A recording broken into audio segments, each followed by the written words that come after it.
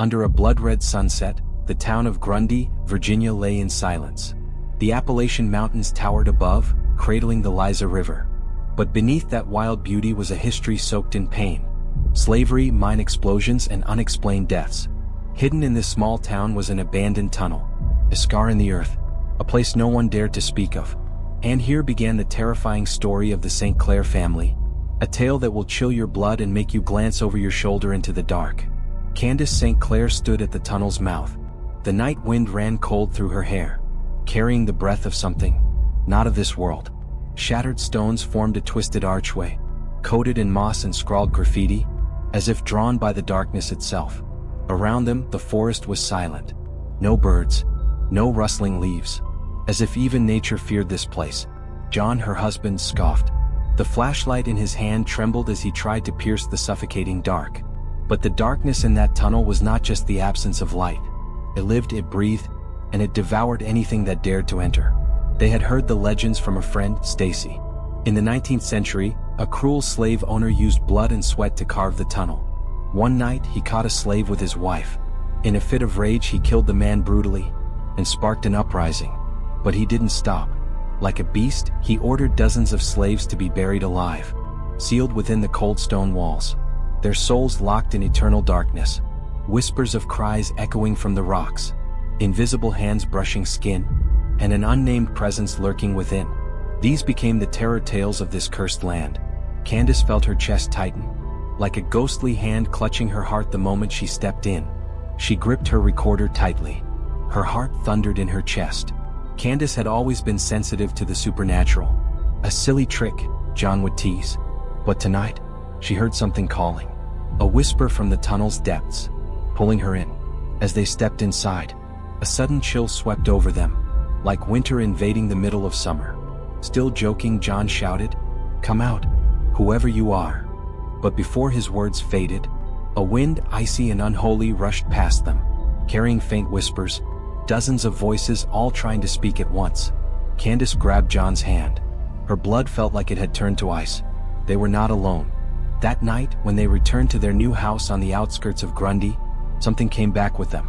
The once warm and laughter-filled home felt damp and lifeless, as if they were standing inside a grave.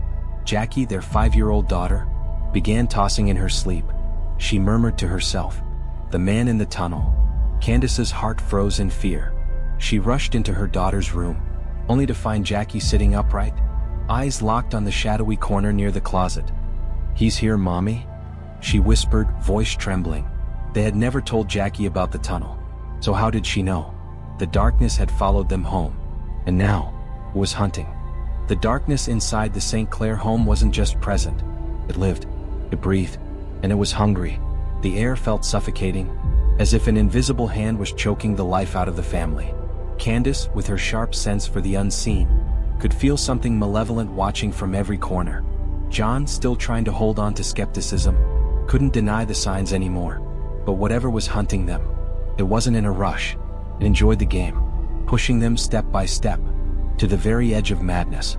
One night, while Candace was sewing in the quiet room, a deafening sound shattered the silence, like hundreds of pieces of glass exploding all at once. Her heart pounding, she rushed downstairs, and what she saw made her blood freeze. Every cabinet door was flung wide open. Plates, glasses, shattered across the floor, as if a storm of rage had ripped through the kitchen. As she stood there in shock, the last intact plate began to tremble. Then it shot across the room, smashing into the wall inches from her head. No John, no Jackie, no one in the kitchen, just her, and it. She screamed for John, but when he arrived, all he saw was a wrecked kitchen and a terrified wife. The doors were locked, no signs of anyone breaking in. The mystery only grew thicker. Jackie, their 5-year-old, was spiraling deeper into nightmares. She would dream of the man in the tunnel, wander the house in her sleep, and stand silently by her parents' bed, her eyes empty and glassy. One night, Candace woke drenched in sweat, even though the air was cold. As she went downstairs to check the thermostat, a freezing hand gripped her wrist. She spun around. The hallway was empty. Her heart pounded wildly, her mind doubting itself. But then, in a split second of pure terror, she saw it. A towering figure, over 10 feet tall. Horns. Rough, scaly skin. Eyes black as the abyss. It moved toward her. Time slowed. The house fell into a suffocating silence. Candace screamed and woke up in John's arms. He brushed it off as a nightmare. But Candace knew. It wasn't a dream. In the weeks that followed, the phenomena escalated.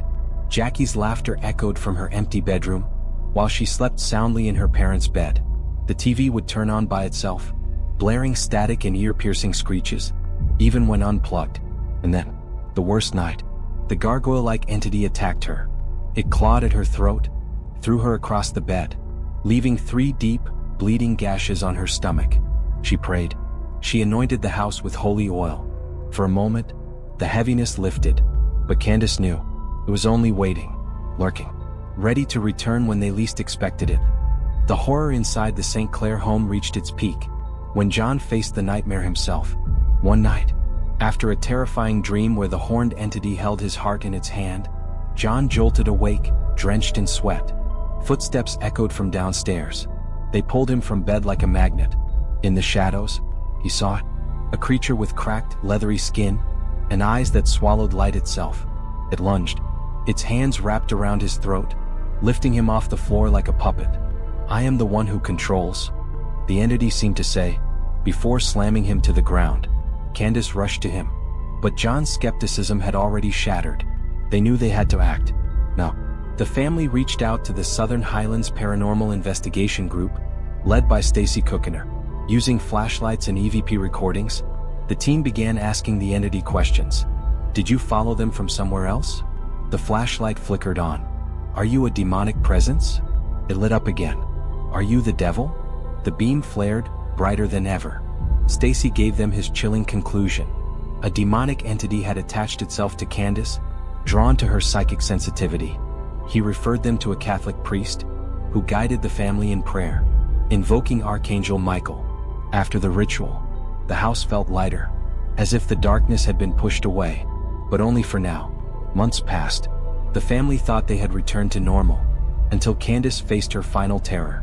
She walked into Jackie's room, and saw her daughter sitting on the bed, but at the same moment, she heard Jackie's voice calling. From downstairs, the figure on the bed turned, its face blurry, its eyes void black, a demonic replica, and then, it vanished. Candace ran. She found Jackie screaming, a deep claw mark bleeding down her cheek. That was the breaking point. They couldn't endure any longer. The street Clairs fled the house, leaving everything behind, except the clothes on their backs. Thankfully, the darkness did not follow. They found a new home, and the haunting stopped. It seemed the entity had been tied to the house itself. From that pain, Candace and John found new purpose. In 2012, they founded the Spirit Seekers Paranormal Team, dedicated to helping families tormented by the supernatural. Candace, having embraced her psychic gift, became a guide for lost souls, turning fear into strength.